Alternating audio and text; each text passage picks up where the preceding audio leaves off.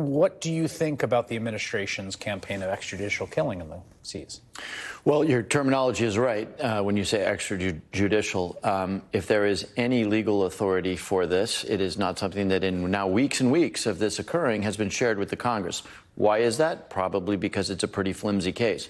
You don't need to be too far out of Civics 101 to know that if the military, the United States military, is going to take lethal action, and it's not because somebody has just invaded our country, that requires congressional approval. Full stop. Full stop. There's not an exception to that, and there has been no congressional approval. Just calling somebody a terrorist. Now, by the way, I think it's worth maintaining the distinction between a narco-trafficking group and a terrorist group. They have very different aims, very different methods.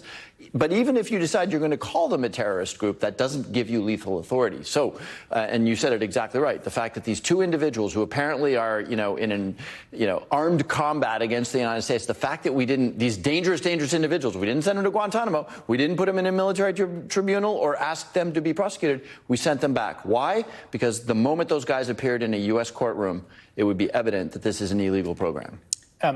I think people got so acclimated to strikes by the U.S. government all over the world, from Somalia to Afghanistan and Yemen and everywhere in between. You could lose sight of the fact that there was, I think, a sort of stretched congressional authority for that. Authorization of use of military force against al-Qaeda and associated forces, which was read to mean groups that didn't exist on 9/11, but still. What you're saying is, even if you think that was a bridge too far, there's no bridge here. Like, they're inventing this whole cloth, right? They say it's just his Article 2 inherent powers to blow up anyone he wants. But it's not. It's not, right? I mean, you can read the Constitution, and the Constitution is really clear that the president has no powers to engage the military in hostilities unless he has approval by Congress. And so you can say Article 2 all you want. You can call them terrorists. You can do whatever you want. None of this provides any legal backing. And again, maybe I would have a slightly different tune if we weren't in week 5 of this, and the legal authorities have not been provided to the Congress. By the way, I'm one of the members of the Gang of Eight, the group of people who should get everything. We have not been provided with a methodology, with the protocols, with what the intelligence is. Nothing. Really? Why? Even Nothing. you? Nothing. So, yeah. Now, so why should Americans care, right? Because what I hear a lot out there is like, these are bad people. These are bad people. You sort of buy into the thing. They're poisoning Americans. Okay. We've traditionally dealt with that with law enforcement strategies. Why? Because it's actually a good idea to capture these guys, interview them, find out where they're coming from, where they're going, what the supply lines are, what the protocols are. And by the way, Americans might ask themselves the question, if you can kill a bunch of guys in the Caribbean illegally, why can't you do that on the streets of New York? Why shouldn't police officers go up to people that they think, they don't know, but they think to be drug dealers and shoot them in the head? And the reason is because... Don't give any more ideas, Congressman. Well, exactly. But again, one of the challenges here, there's not a legal dispute. And look, maybe I'll come back on your show once I've actually seen what the administration's legal authority is. I've read the Constitution, doesn't appear to be legal. But, we'll see what they say. But...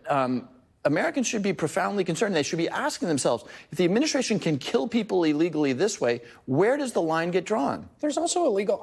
We have the CIA here. This is the stuff of Hollywood movies, Clear and Present Danger being one of them, where, the CIA's got lawyers. The Pentagon has lawyers. We know that the head of Southcom is going to retire at the end of the year. Reporting indicates because he is not comfortable with the way that this campaign, if you can call that, is being pursued. The combatant commander in Southcom resigned. The guy who was in charge of this. Correct. Again, Congress don't know a lot, but I do know that the commander resigned. Well, I also have a real question. I mean, again, we're calling them extrajudicial killings, right? I mean, if a foreign nation had determined that a group of smugglers off the coast of Florida were in armed combat with their nation and started blowing them up at sea, we would view that as murder and possibly a provocation of war. Let's use a real example. We smuggle and legally and illegally send an immense number of firearms into Mexico where they wreak havoc. Almost combat-like havoc. Yeah. What if the Mexicans, just every time some guy with a van load of AR-15s goes across the border, the Mexicans shoot him in the head? We would have something to say about that. It also seems to me connected to an attempt to start a war of regime change with Venezuela. Yeah. Are you worried about that? I mean, having come out pretty strong on what I think are the absence of legal authorities here, I will tell you that we're pretty good at gathering intelligence. So do I think that these guys are fishermen out for fish or tourists? No, I don't think that. I think there's probably reason to believe that these folks are trafficking drugs. Now, it would be helpful if they would share that with the Congress so that we could look over their shoulders and do the oversight that the Constitution requires us to do. But as far as I can tell, all of the things that we do to prevent the killing of innocents, it's no secret, and you'll remember back when Barack Obama decided to take the attack on Anwar al-Awlaki, a U.S. citizen sitting in Yemen. You know, there was an immense amount of thinking and legal work and, by the way, just plain spade work that went into that. We work really, really hard to make sure we're not killing innocent people. It is not at all clear to me that we're doing any of that work in these instances. Well, and I just want to point out that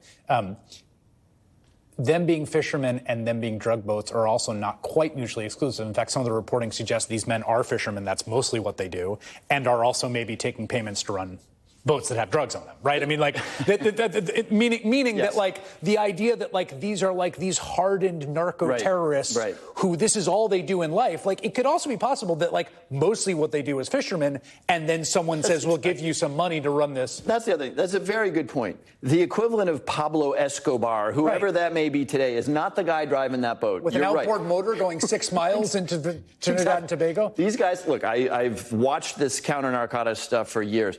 These are mookie guys who get paid, I don't know, $100. And what worries me is, and again, you can say, okay, you got paid $100 to run a bunch of drugs to Trinidad and Tobago, you deserve to die. You know, I'm not sure I agree with you ethically on that. I think you should actually probably be arrested and tried for your crimes. But again, you know, these are not kingpins. And there are plenty of other ways to get drugs north. There is a terrestrial route through the Isthmus of Panama and up into Central America. And of course, there is air traffic. So, you know, at best, we could wind up getting sued by these individuals, these two guys who are bouncing around in Ecuador and Colombia. You know, at some point, the world is going to say, you are killing people without legal justification. There will be a huge legal mess. And for what? For what? You're right. We're taking out a bunch of guys who may be fishermen, and there's plenty of other ways to get drugs north. Congressman Jim Himes, thanks for dropping by. Come back anytime.